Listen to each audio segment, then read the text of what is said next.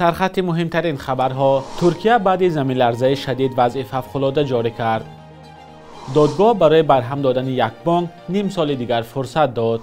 و سوال از مقامات: چرا سوزشواری ارزان شد ولی راهگیران نه؟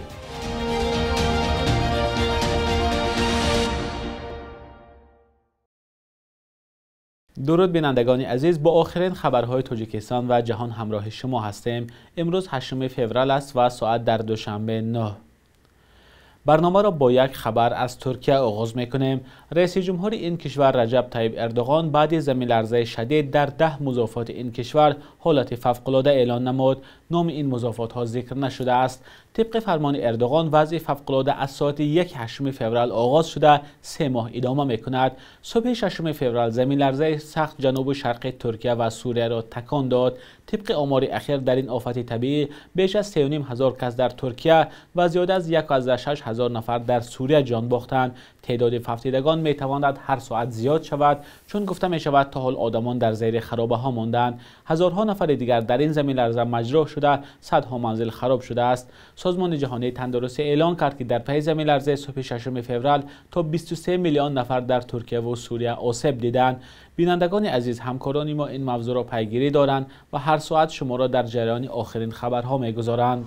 دادگاه اقتصادی شهر دوشنبه برای برهم دادن تاجپوران بانک نیم سال دیگر فرصت داده است. این بانک سال 2017 مفلس اعلان شد، اما مقامات تا حال نتوانستند آن را پره ببندند. رستم میرزازاده رئیس دادگاه عالی اقتصادی تاجیکستان 7 فوریه گفت بعضی از عامل‌های هستند که برای برهمدهی مشکلی پیش می‌آورند. از جمله به قبل او تا حال بعضی از مشتریان قرض گرفته خود را برنگرداندند و بانک هم پول امانتگزاران را بازپس نداد. رئیس دادگاه عالی اقتصادی میگوید تا این عامل‌ها برطرف نشوند برهم دادن بانک غیر امکان است. زلفیه سعیدزاده یک دادرس دادگاه اقتصادی دوشنبه گفت 37 میلیون سومانی مانده است که از حساب دارایی‌های تاجپوران بانک باید برگردانده شوند. به این مبلغ هم امانات میزاجان، پول وزارت مالیه و دیگر عهده‌داری‌های تاجپوران بانک داخل می‌شوند. مقامات تاجیکستان سال 2017 از مفلس شوی تاجپوران بانک و آغاز برهمخوری آن خبر دادند، ولی با گذشت 6 سال تا حال یک قسم مشتریان تاجپوران بانک نمی‌توانند امانت‌های خود را بازپس بگیرند. آنها هر چند وقت برای دادخواهی به در بانک ملی، مدیر مخصوص و دادگاه اقتصادی دوشنبه می‌روند، ولی تا حال مشکلشان برطرف نشده است.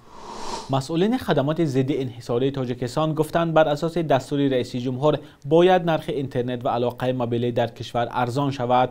عبدالمجید مومنزاد رهبر این نهاد 7 فوریه ضمن نشست خبری گفت چهاراندیشی برای پایین بردن نرخ اینترنت و علاقه موبیلی آغاز شده است، اما مشخصا نگفت که مقامات در این زمینه چه کارهایی را انجام دادند. با گفته رئیس خدمات ضد انحصاری نرخ اینترنت بار اخیر سال 2018 تصدیق شده است. رئیس جمهور امام علی رحمان در پیام اخیرش با پارلمان و هم در جلسه سالانه حکومت از سرعت و نرخ اینترنت در کشور انتقاد کرد، اما کاربران شبکه‌های اجتماعی میگویند بعد تنقید پرزیدنت هم وضعیت چندان تغییر نکرده است.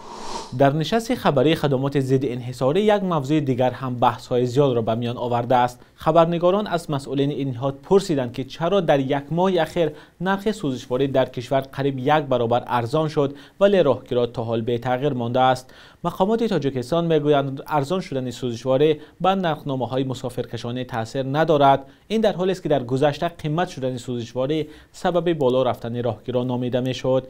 نگرانی مسافران و پاسخ مقامداران را در این گزارش همراه می‌بینیم که همکاران ما سرویناز روح‌الله و نگاره فضل‌الدین تهیه کردند.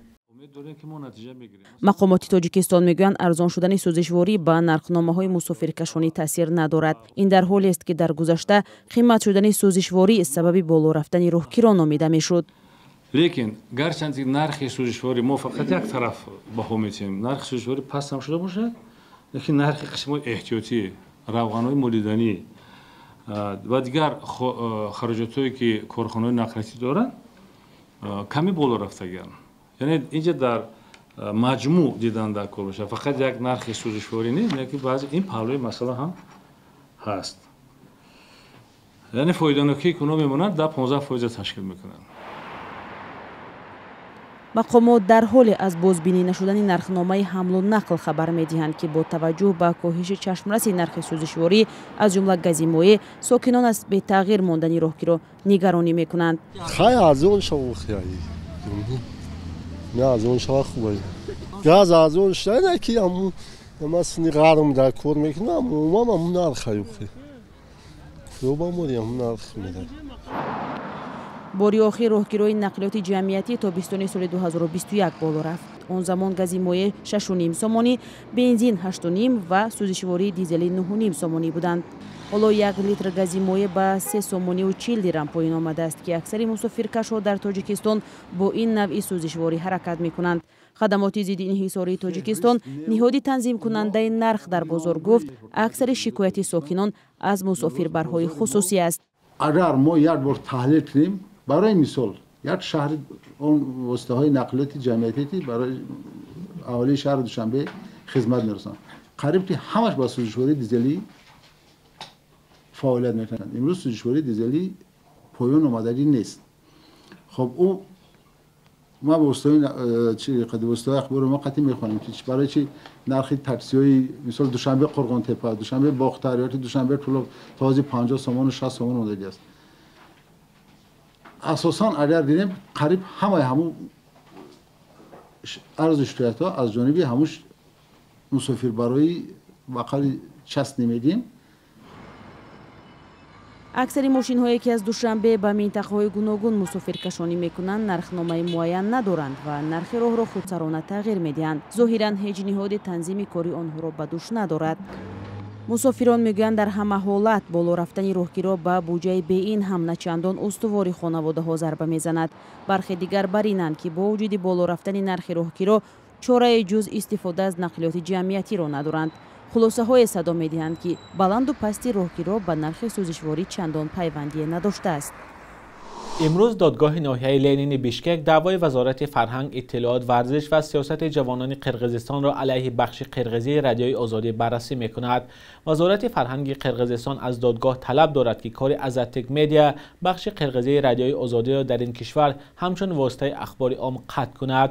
سبب یک برنامه ویدیویی در رابطه با وضع در سرحد با تاجیکستان گفته شد و باور مقامات قرقیزستان در این برنامه بیشتر موقع تاجیکستان بازتاب یافته است. برنامه 16 سپتامبر سال گذشته و در اوج درگیری دو همسایه در تلویزیون نسلش ورمیا طرح رادیوی اروپای آزاد رادیوی آزادی پخش شد.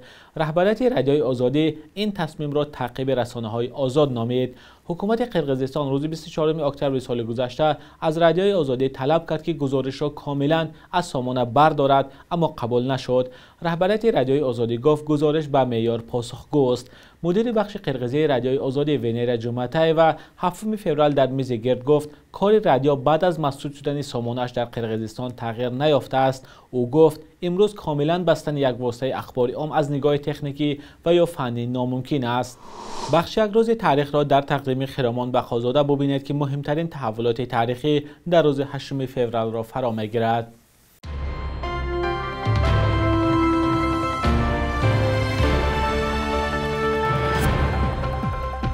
8 فوریه سال 2013 در دوشنبه سازشنامه میان رهبران خدمات مهاجرت تاجیکستان و روسیه امضا شد که مهلت ثبت نام مهاجران تاجیک در این کشور را تا 15 روزی کاری دراز کرد.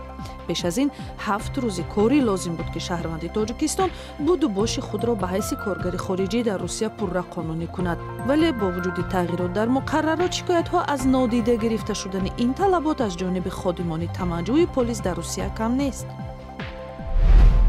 بعد از 12 سال فعالیت با موفقیت در میدان مطبوعات تاجیک، نشریه مستقل آزادگان از نشر ماند. 8 فوریه سال 2019 وزارت فرهنگ این را نتیجه مشکلی مالی نشریه نامید، ولی برای نادیده گرفتن ارزش‌های مثل آزادی سخن مورد انتقاد قرار گرفت. ظفر صوفی مؤسس نشریه تاجیکی که با خبرهای سریع و جسارت سیاسیش معروف شده بود، سبب اصلی را در برخورد دشمنانه مقامات به این نشریه آشکارگو می‌داند. 8 فوریه سال 2012 در پی بیماری طولانی آوازخوان خوش‌صدای ترانه‌های زمانوی و کلاسیکی عالم بابویف یا اسکندری درگذشت. پسری آوازخوان معروف اسکندر بابویف صدای قوی و فورم داشت و در 52 سال عمرش که اساساً در پنجکند گذشته است، به قول هممسلکانش بیشتر آهنگ‌های خواند که دلش می‌خواست. موسیقی شناسان می‌گویند آهنگ‌های زلفی پریشان یا سرخبار سرزم را کسی دیگر مثل او خوانده نتوانست. آرزو داشت 6 مقام و ترانه‌های کلاسیکی را با همصدایی ارکستر سیمفونی اجرا کند. صبح امروز در بانک‌های تجارتی تاجیکستان $100 آمریکایی تا 1029 سومانی ارزش دارد. 1000 روبل روسی باشد به 145 سومانی برابر است. قرب رسمی بانک ملی تاجیکستان برای امروز چنین تعیین شده است.